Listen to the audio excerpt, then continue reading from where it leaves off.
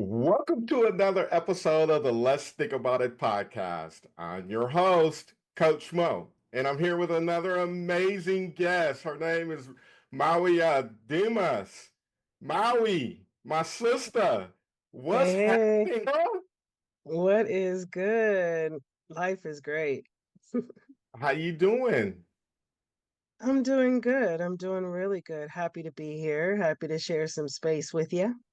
Thank you, thank you. One of the first things that I do with my guests when they come on is I ask them where they checking in from around the country or around the world. So where are you calling in from?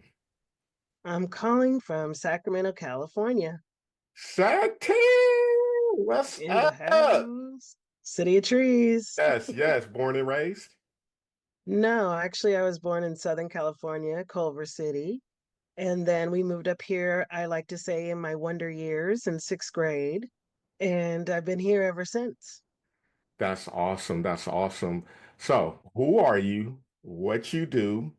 And we're looking to know what type of knowledge you're going to share today. Well, my name is Mawiyah Demas, and I am a transformational life coach. I have been a parent for a long time of an autistic kiddo.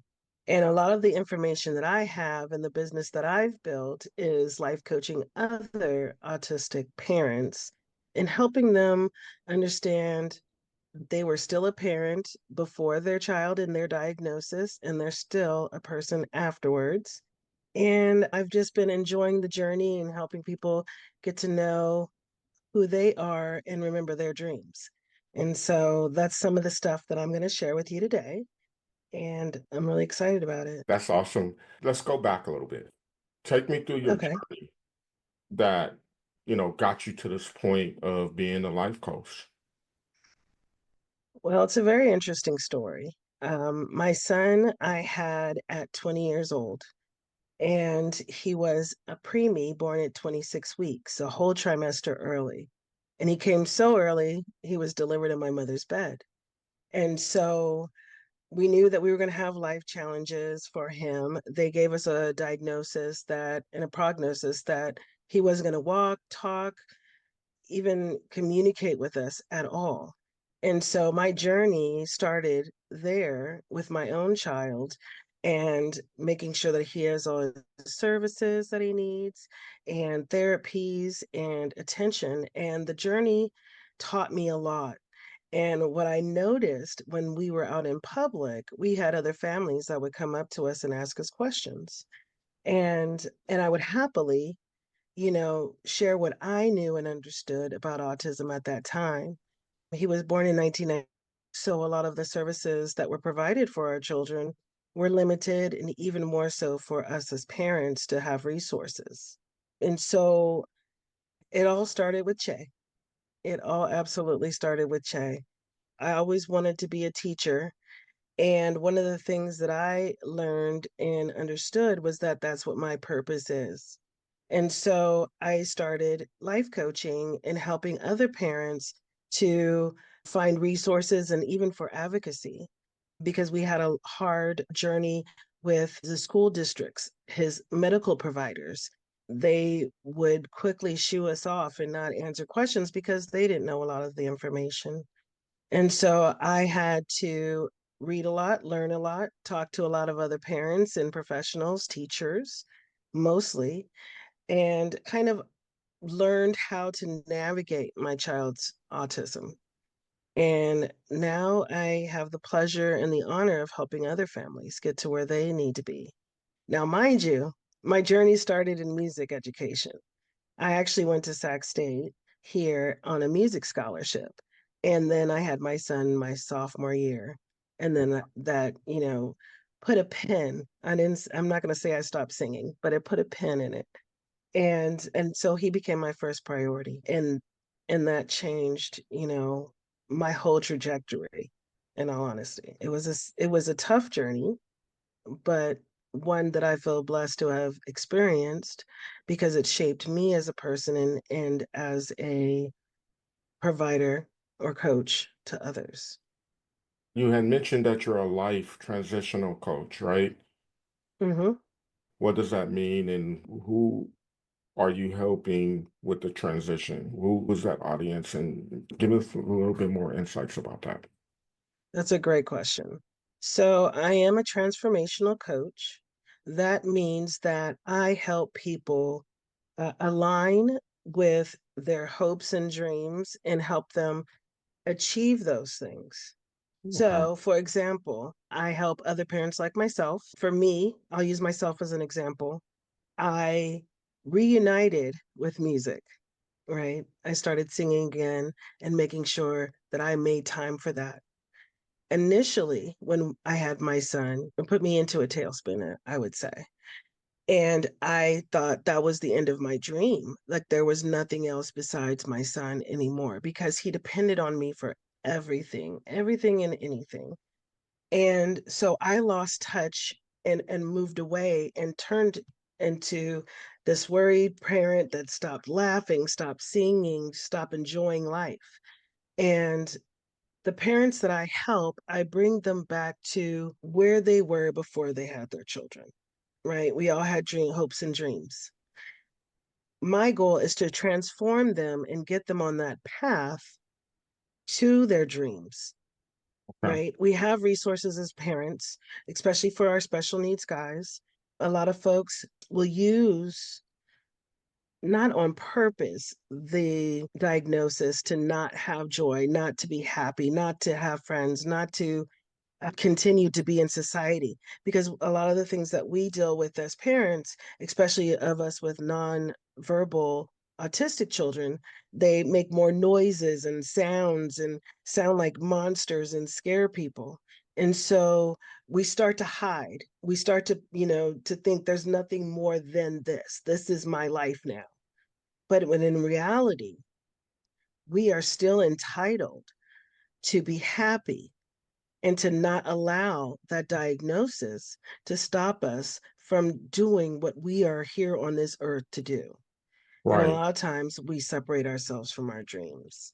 It's powerful that you've been able to find your purpose and being that coach, helping other people find their purpose and make their shift. I'm hearing Mhm. correctly, right? That's what you do, right? Correct. That's exactly right.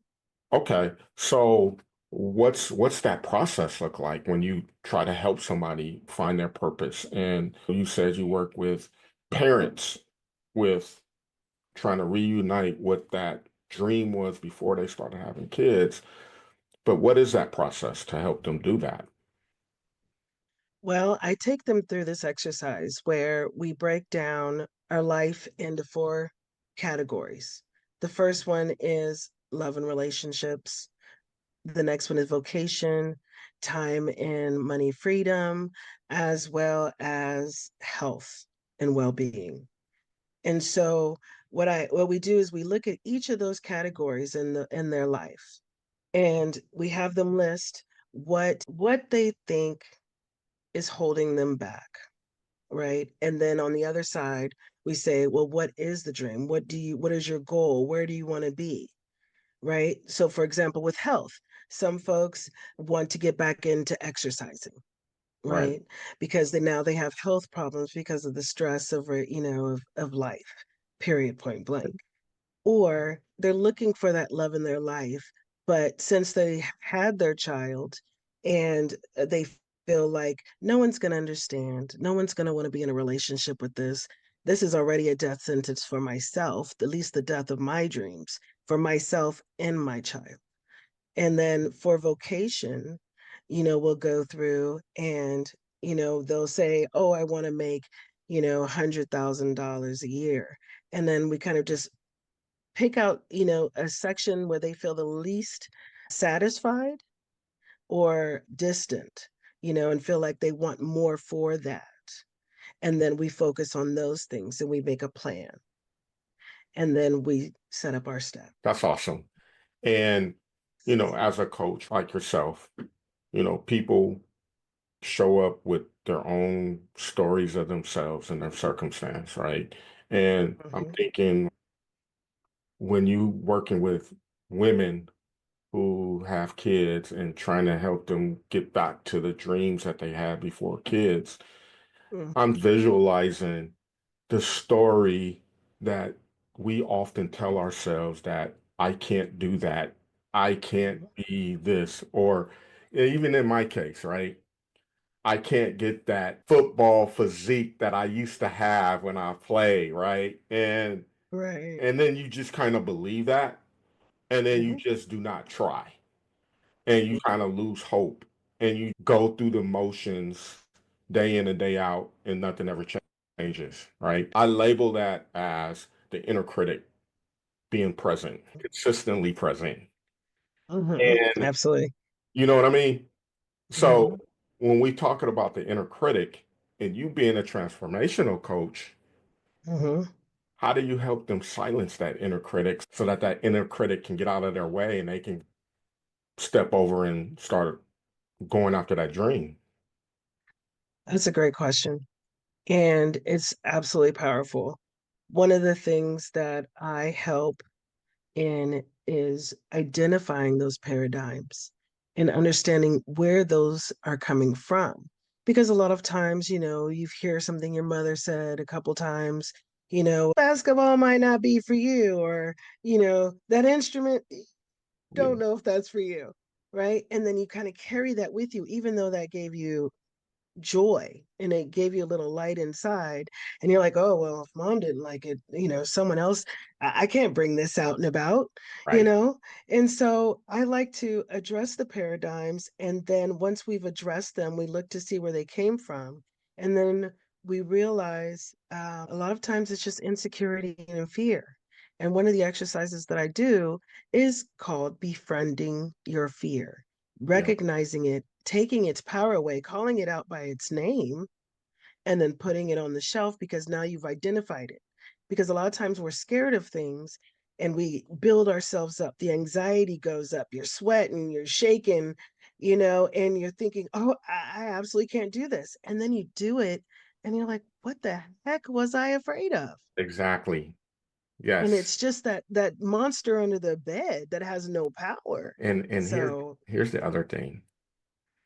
I have my inner critic, you have your inner critic, mhm, parents have their inner critic. Everyone has an inner critic, right? absolutely. So I'm going a little deep. So I'm thinking Hope about the so. clients you work with, right? Mhm. And like you said, you have parents, you're trying to help them transform and get back to the way that they used to be, right? Mhm. And take it from this viewpoint. There's people that influence their fears onto them that's Mhm. preventing them from getting back to their dreams because the people that's in their ear or in their circle of influence have certain fears that they've went through, and because of their fears they're projecting it on Mhm. to the next person, and then that Absolutely. person is terrified It's to a not even but try. yeah, yeah, absolutely. It's kind of like when you have a parent, like for okay, I'm gonna use myself an example. I don't like avocados. I absolutely don't like them. But I, as a parent, made sure that my child tried the avocados several different ways before he was able to say he didn't like it. I say that because a lot of times, like you said, our dislikes, our fears, our past experiences, a lot of times we do put them onto other people, right? We try to stop them or criticize them from doing that because you don't have the vision that that person has, right? They Right, have this goal, they have this purpose, for doing whatever it is, going to college. We have parents that have talked children out of going to college because they don't want their children to move out, right? right, And so again, that's where I help folks identify that it's their fear versus someone else's fear. So now we've got broken it down into half. A lot of times it's 50-50, right, ours and theirs. And then we kind of look at, not kind of, we look at and see why maybe that fear, why maybe that motivation to keep someone so safe or keep them so small because they don't want them to get hurt or disappointed, because sometimes you just have to take the chance. And Right. again, the fear, what you're fearing, isn't always the case. Like we build it up so much in our minds, and we have to stop and listen to the small, still silent voice or soft voice in our heads and in our spirit, and go, okay, I can do that. That's going to be the quiet voice. The voice that's screaming out loud is usually the thing, that fear, that anxiety, somebody else's ideas or paradigms that are rearing their ugly heads. And Okay. so we practice this for about 6 to 12 weeks, depending on the program that they sign up on, because it's so important to know why we do what we do and Right. notice what we're noticing and why, right? Yeah. So that's No, kind of that's what I powerful. help. That's powerful. So let's just say I'm your client Hmm. and you just took me through your steps and I've identified the fear. Hmm. All right. Now what? I identified what happens for me now. So a technique that I learned that I really like is you schedule it out. Revisit that in 3 days. Put it away. And what that does is it takes your focus, the immediate focus off of it, and it gives you a chance to do whatever steps that you were working on doing, whatever progress you were making. And then by the time like I'll say 3 days from now, which would be Monday at 6:30 p.m. And if you're still feeling that anxiety, if you're still hearing that little voice after you've moved forward through those 3 days, by then we've forgotten. We've moved on. We Yeah. have already progressed. Right. And that fear has lost its power. Okay. I'm going to go here because this is what I do with clients, right? Hmm. Let's manipulate the mind a little bit. When you feel fear, Mm. worried, discouragement, anxiety, anger, let that be the trigger to remind you to be courageous in that Mm. moment. I love that. Yes. Or let that be the trigger to remind you of an important value to you in that scenario that you're in, right? So, what I Yes. mean by that, let's say the value I'm going to pick is integrity. Mm. Integrity is very important. That's my number one value, right? Absolutely. Okay, so I got to speak in front of an audience. I got to do this Hmm. presentation at work or something. Okay, I'm scared as hell, Shaking in your boots. right? What I'm saying is the fact that I'm afraid and I'm very nervous, Hmm. use that as the trigger to remind you to implement your integrity value in that moment and see Right. how you feel at that in that moment. So the fear Yeah. that I have going into the presentation, right? Mm. That's the trigger to remind me that I'm about to do the right thing because that's what my integrity is, Right. Right. right? I've been there. I've been there. And actually for me, I I get stage fright when I sing. And Okay, I feel like the more nervous I am, the best performance it's going to be the best performance because I'm giving it my all. I'm digging in, I'm pushing through, because it's like, you remember when you were a kid and you were dared to jump off of something or jump into the water that you can't see into, and you're like, I'm not going to do it, I'm not going to do it, okay, I'm going to do it, no, I'm not going to do it. That whole build up, right? And I always say, like, when you have those friends and they're like, let's go, let's go, let's go, and then you're like, okay, fine, I'll go, and then you right, go and you're like, that was the best experience ever. You know what I mean? So it's like the louder that voice, you're right, the more it can push you. It can be like, let's let's do it, let's do it, exactly, exactly. And it's that point that I made about the value aspect. It's another strategy to get Hmm. through the uncomfortable state of being that you might be in that moment. And that's another tactic, right? Because what I help coach my clients on, because I'm an energy leadership coach, and when you feel those unwanted emotions, the fear, the doubt, the guilt, the hopelessness, those type of things, in that moment of that feeling, you're stagnated, Right. stuck, right? But then if you can remind yourself of a certain value or Mm-hmm. take certain actions, it Mm-hmm. moves you away from that feeling into a Yeah. more desirable state of being, which I Yeah. call antibiotic energy, where you start to Mm. feel really good and confident, Mm-hmm. encouraged, Mm-hmm. synergized. Right. And Right. then because think about it, when you've been on, like you said, you were nervous, stage fright, right? You went through the action. And then Mm-hmm. as you were speaking and doing your thing,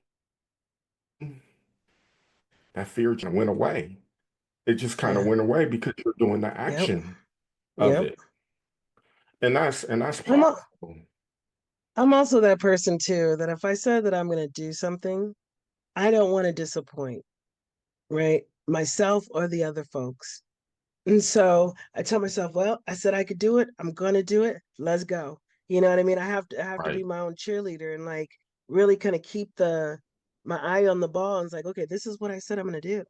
And back to your point about integrity, I'm not going to get do anything that I wouldn't say give advice to anyone that I wouldn't take myself, right? right. So if I'm afraid, it probably means that I'm I'm on the right path. Oh, Like for example, me doing this full time, I had to step into my faith and understand that this is what I'm supposed to be doing. And I think to myself, well, I've always been in the corporate world. I've always had a salary job. I always had all these mhm, things, but the greater good weighed bigger for me than the salary and the cubicle and knowing I have a job. But I always know that there's people out there that need help, right? right. And if I it's been put on my in my spirit to keep moving forward to that.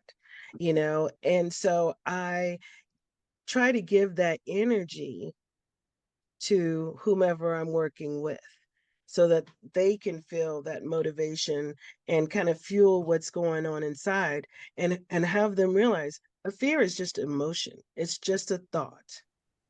And and when you have an idea and that you want to do this, you need to do this. This is what your life is supposed to, you're on the right path. Though that people always say, oh, when I just do what I love and it's not a day of work. That's not true. Right, It's right, always going to right, be work. It's always going to be self-reflection. It's always going to be hard.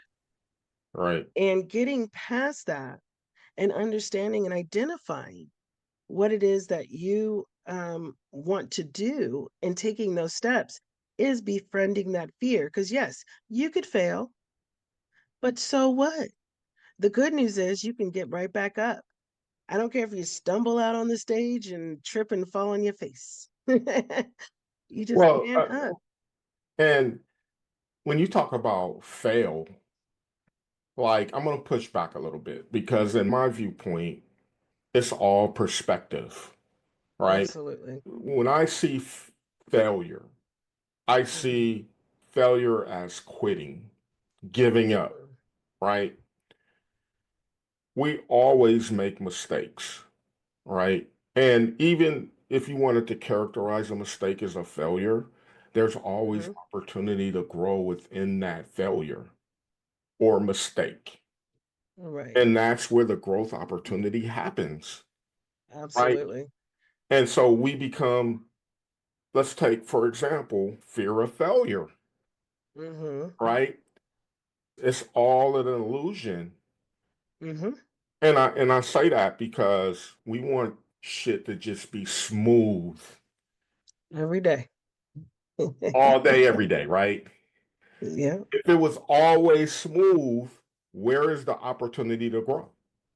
Absolutely. If it's perfect Absolutely. all the time, no mistakes are ever made, how do Mhm. you ever get better if you're perfect? Right. So I said fail because that's what my clients will say. And Okay. then I have them identify, well, what does that failure look like? What exactly is failure in your eyes? Right. Being 15 minutes late could be a fail to someone, Right. to an interview or to work. And I always tell people in my life, the mistakes that I've made were lessons. They're not mistakes, they happened for a reason, right? So that Yeah. I could learn, be stronger, understand what I really want so I can move forward. If someone was trying to find a spouse, I would say, okay, well, what does that look like? What does that person look like? How do they talk? How do they walk? How do they move? When I was dating for a while, I used to joke that I kept them on a conveyor belt because it's like I would ask God, okay, I need this, this, this, and this, and then I get it, and I was like, ooh, that wasn't it. So coming back, whereas some people are like, well, if that wasn't it, then I'm done looking for love. This is silly. I don't want to do it anymore. I'm tired of getting my heart broken and disappointed. Well, the good news is there's always an opportunity to get out and do other things and accidentally find the love of your life, and which is how a lot of people do it. Not Right. on purpose and without a plan, So I say all that to say, we make mistakes, but that is not DEFCON 1. That doesn't mean that it's over. That means that it's an opportunity to self-reflect and reapproach, Right. right? And so that's what I get to do with folks each time I talk to them, because and that's something else about befriending your fear, making your little monster little, even more littler, right? Yeah. And because you're taking that power away. That's right. So that's kind of how I see that, and I totally agree. You're absolutely correct. From coach to coach, this is why I admire you because you model the way.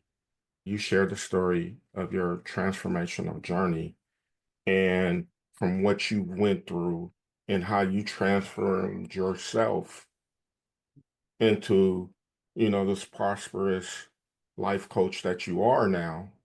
You had this transformation that you went through and you're paying it forward, right? Absolutely. And you're teaching your clients how to do that. Absolutely. Walk, walking the talk, right? Yeah. And Crying the same tears. but it's Laughing powerful at though. It's myself, all of it. powerful. It's Hmm. powerful because when you talk about transformation, and I see this not just in, clients and people that I work, I even see it in my family, right?